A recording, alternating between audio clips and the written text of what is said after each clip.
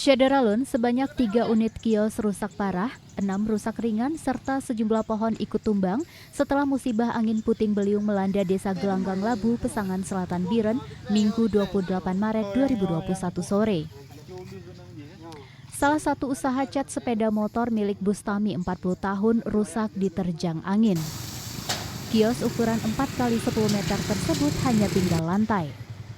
Deretan kios 6 pintu yang rusak berada di pinggir lapangan bola kaki desa setempat.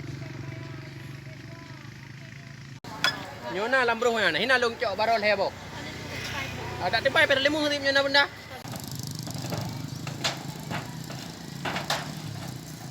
Tak long kerjaan. Ujung juga. 3 kios mengalami rusak berat, sementara 2 lainnya hanya mengalami kerusakan ringan. Dan 1 kios milik Bustami yang mengalami kerusakan total. Dari Biren, Yusmandin Idris, Serambi On TV.